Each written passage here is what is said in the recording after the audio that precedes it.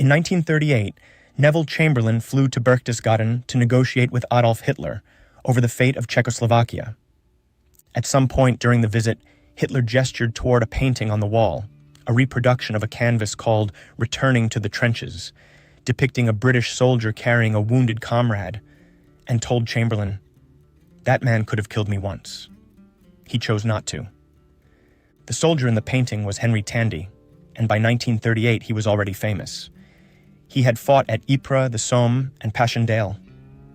On September 28, 1918, at the French village of Marcoing, he performed acts of valor that would earn him the Victoria Cross, the highest military honor Britain awards.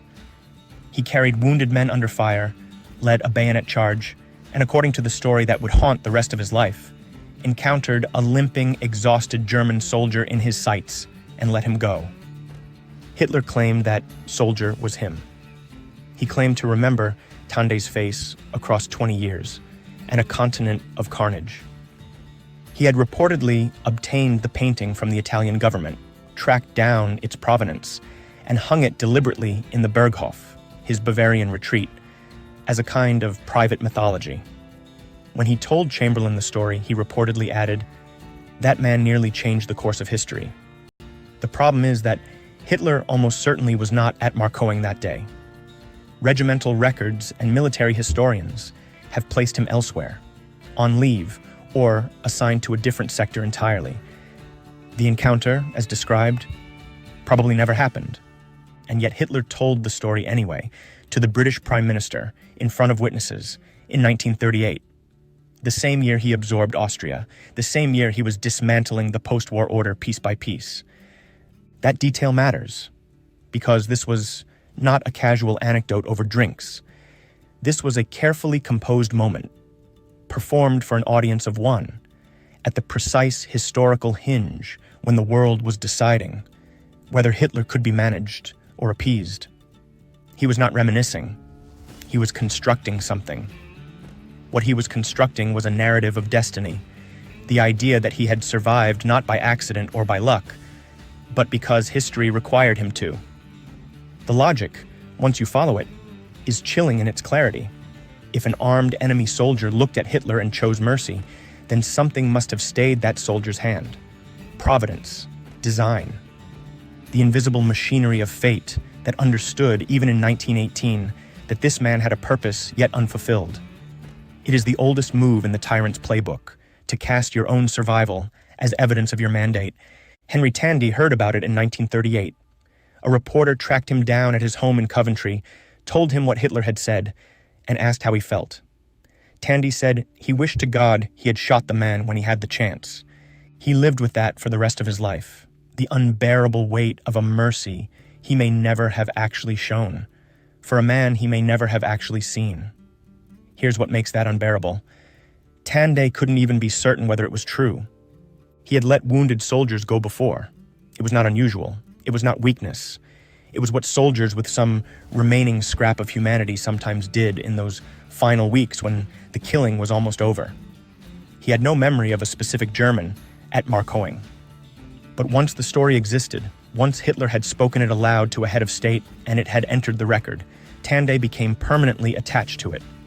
The man who spared Hitler, whether he did or not. This is how myth functions. It doesn't require verification. It requires repetition and authority.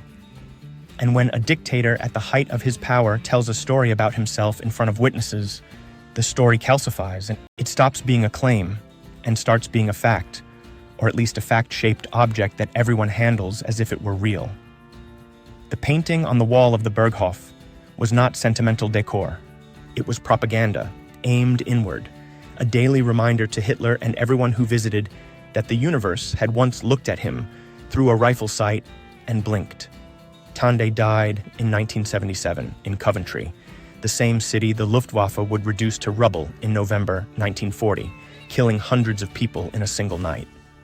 He had lived long enough to see what the mercy he may not have shown had allegedly permitted. That biographical detail is not symbolic. It is simply what happened, and it lands with a weight that no editorial commentary can improve upon. The lesson here is not that mercy is dangerous, or that soldiers should kill the wounded. that reading would be obscene. The lesson is about what powerful men do with the idea of mercy, how they absorb it, invert it, make it serve the argument that they were always meant to survive. Hitler did not hang that painting because he was grateful. He hung it because it was useful. It told a story in which even his enemies had been instruments of his destiny, in which the arc of history bent specifically toward him. Every tyrant needs that story. Most of them have the decency not to say it out loud to a foreign head of state while preparing to start a war. What the painting on the Berghof wall reveals is not a close call in history. It reveals the mechanism by which a man who had survived a catastrophic war, like millions of others, transformed his own survival into a sign, and then spent the rest of his life making the world pay for that interpretation. If this episode made you think differently, subscribe. New episodes every week. And if you want to go deeper, there's more waiting for you.